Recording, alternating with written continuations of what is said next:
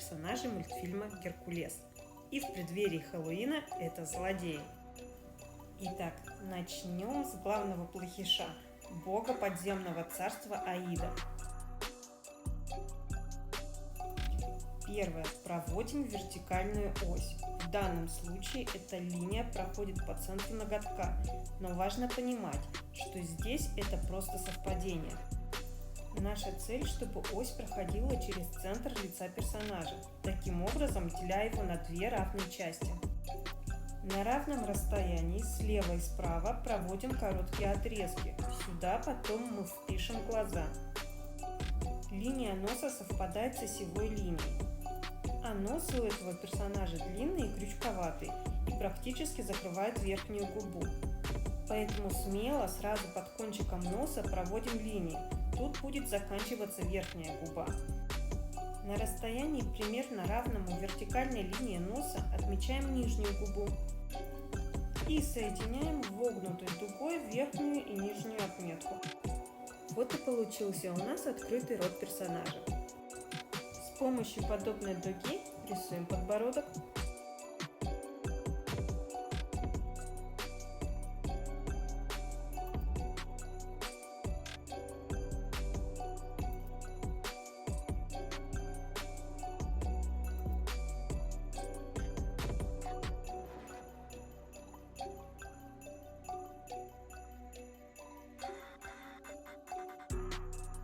Вокруг отмеченных нами черточек для глаз рисуем линию волос и бровей и под ними вписываем две равные окружности, то есть глаза.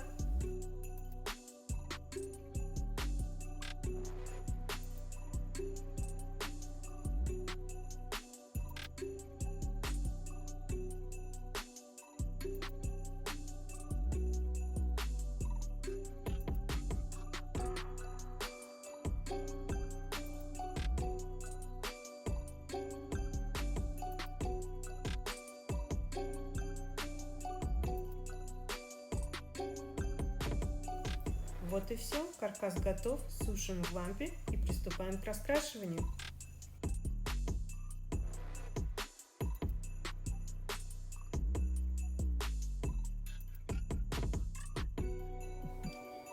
Тут я остановлюсь на одном моменте. Я уже точно знаю, что фон будет темный, поэтому для базового цвета лица я беру светлые оттенки, голубой и бирюзовый. Если бы я взяла более темные цвета, то после оформления фона лицо бы так не выделялось и рисунок смотрелся бы неопрятно. Кстати, вы же знаете, как создать бирюзовый цвет, если у вас его нет в наличии? Нужно просто смешать голубой и зеленый.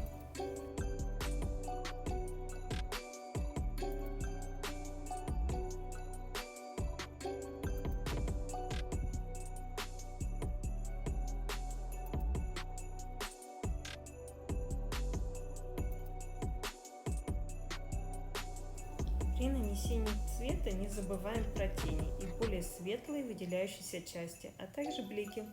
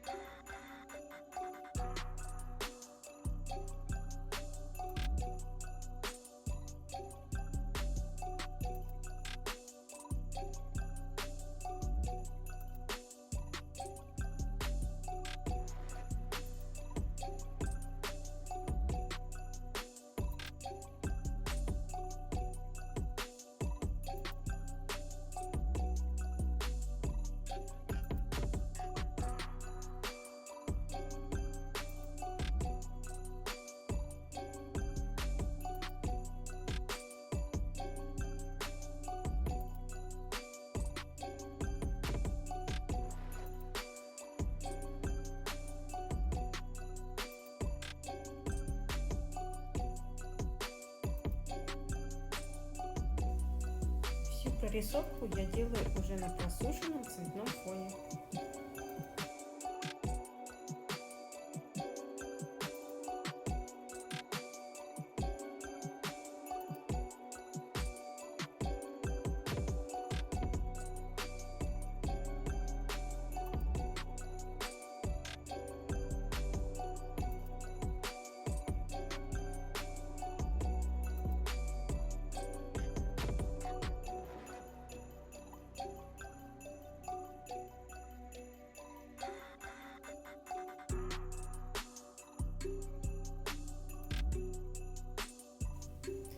Для финального покрытия я выбрала матовый тон. Мне кажется, тут это очень уместно.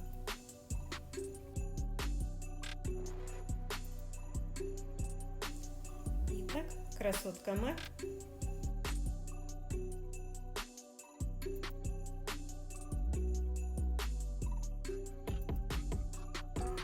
Также проводим ось. Только смотрите, так как ее лицо немного повернуто влево, то и ось не идет посередине ноготка, а смещена также влево. И уже с этой линией совпадает линия носа и самая нижняя точка подбородка. Слева подрисовываем плечо, оно как раз касается подбородка. А сверху, там где ось, прядка волос.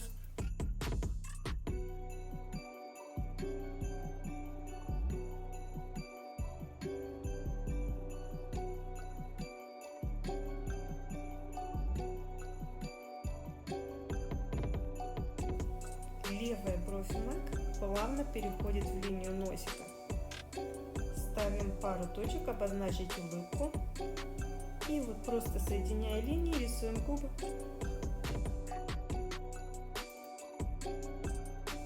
Если поделить линию носа на две равные части, то на уровне верхней половины вписываем глаза.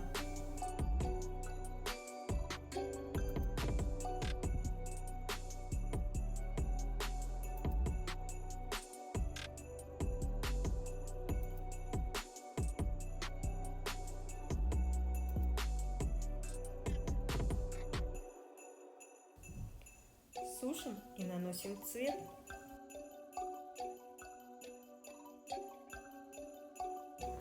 В раскрашивании мои комментарии излишни, поэтому оставлю вас до следующего персонажа.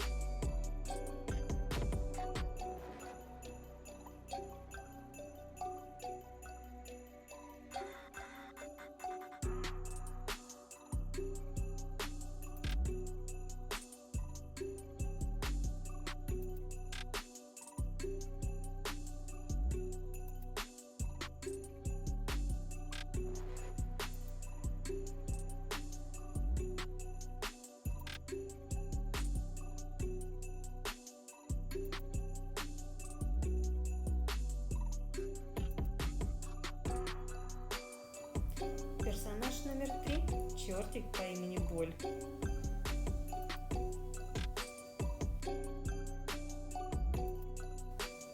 Тут я начинаю каркас не с осевой линии, хотя она тоже будет, а ставлю своеобразную галочку. Это верхняя линия глаз. И уже от этой галочки введу осевую линию. А вдоль этой оси изгиб носа и верхняя губа повторяет ту самую первую галочку.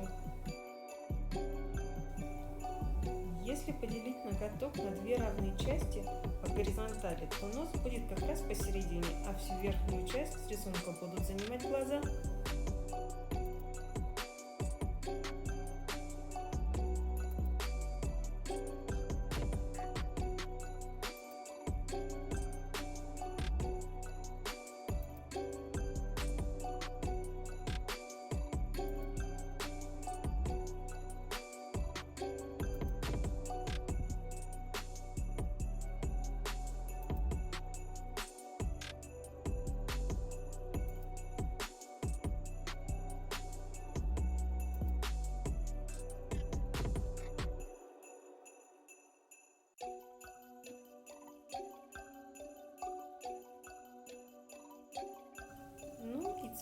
оформление, а прорисовочку я уже делаю по цвету. Оставайтесь со мной до следующего персонажа, там будут свои особенности.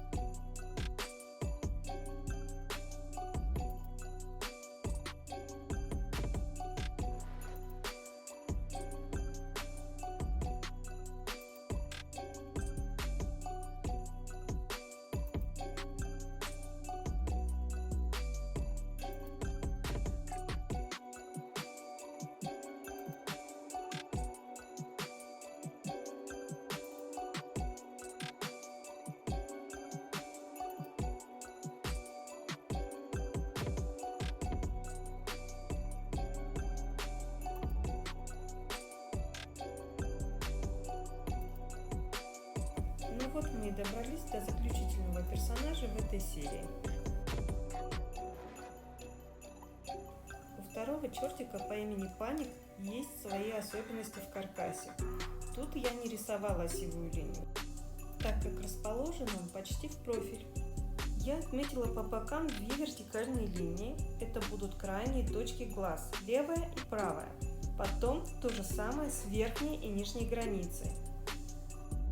От середины верхней линии к крайнему нижнему левому углу получившегося прямоугольника провожу диагональ, это и есть линия его длинного носа.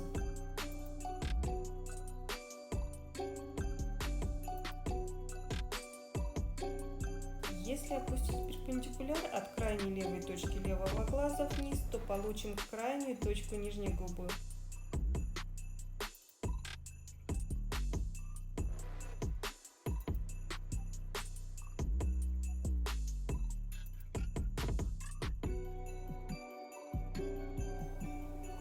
Над глазами рисуем веки в виде двух таких толстых галочек.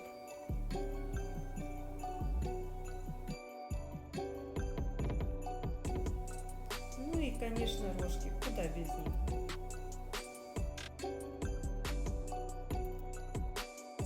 Ну вот и все, сушим и можно раскрашивать.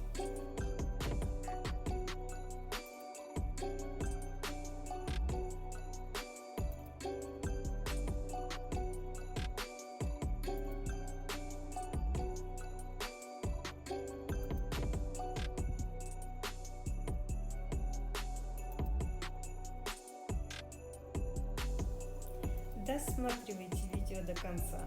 А сегодня я с вами прощаюсь. Не забывайте ставить лайки и комментировать, для меня это очень важно. Ну и конечно же подписывайтесь. Пока-пока и увидимся.